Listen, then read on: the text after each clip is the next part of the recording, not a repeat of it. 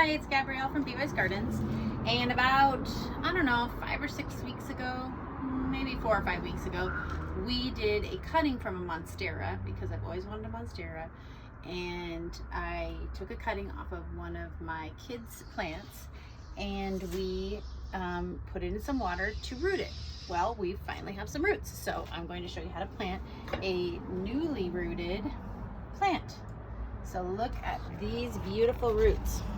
They're nice and white and creamy, and there was a little node right there when we did the cutting a while back, and we put it in this nice clean water, kept it clean, and those are the roots that it got. So super excited. And basically you want to make sure and not put a newly rooted plant in too big of a pot.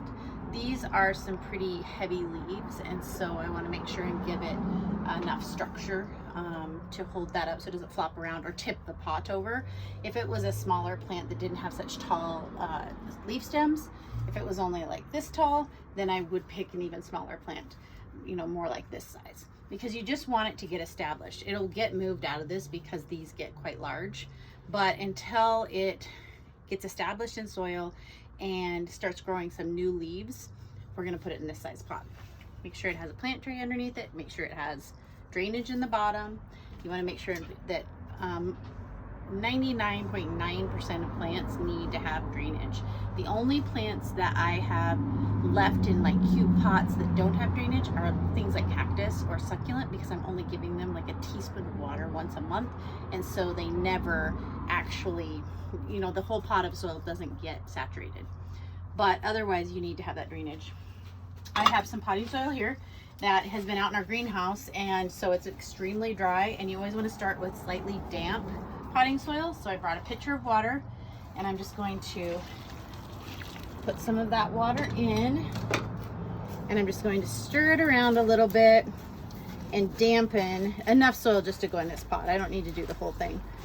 But you don't want to start with dry soil because it takes a really long time, and it kind of makes a mess to keep watering it because it floats and it, you know, moves around really easily. And we don't want to shock those baby roots any more than they're going to be just by being taken out of complete water and being put into soil. And if we put them into dry soil, some of the little micro roots that come off that you can't even see would shrivel immediately. So I'm just going to get this mixed in. I think that's plenty. Basically you want to have it so that it kind of holds together, but if you bump it, it'll crumble apart. And that's what we're going for as far as moisture goes. I'm going to take my pot, and because it's white, I'm going to try not to get it completely dirty. And I don't want to put too much soil in, because basically the rule of thumb that I'm going to go for with this plant is that this plant has been underwater to there. So I'm going to plant it to there, because right now it's accustomed to that much of the plant being out. And then the crown will only, where the roots are coming out, will only be a couple of inches down. Do you agree with that, Isabel? The filmer? Yeah, I mean, you could plant it right here. Yeah. All right. If you want. Yep. Well, that's about where it is. The water hits, you can see the water line right there. I think it should be lower or higher. Well, actually, now that I'm thinking, you can even just put the root in there. Just below, but It would be weird, and it would be sideways. no, yeah. Okay, well, it's an experiment. So now we can see basically where the soil needs to be. So I'm going to add a little bit more. I'm going to stick that in, and we're going to start putting soil around those roots. Thank you. Basically, we don't want the plant to fall over. We probably will add a small stake to this just to make sure as it adjusts, it has some strength. But because the soil is damp, we can actually pack it down.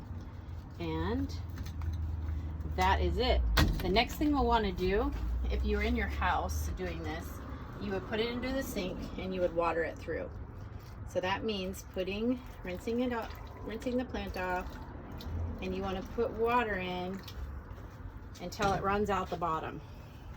The reason you want to do that is because you want to make sure that the entire pot has been saturated.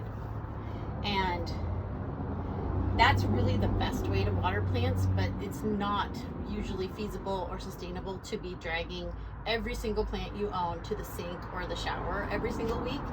But they would love it if you did, because then they get completely watered through, not just the couple of inches at the top, and then you let it dry out almost completely for a lot of plants. Some plants they want to stay damp, but not very many. So it's starting to drip out. So we're basically going to let that water drip out completely. I'm going to put it over this, and that's it. We're going to clean up the pot and we're going to take it in the house. It's nice and warm here today, so we're not going to shock the plant taking it through the yard. Normally I would not bring a tropical plant outside in November, but it's 70 degrees outside, strangely. And so anyway, that is how you plant a newly propagated and rooted cutting. Have a great day.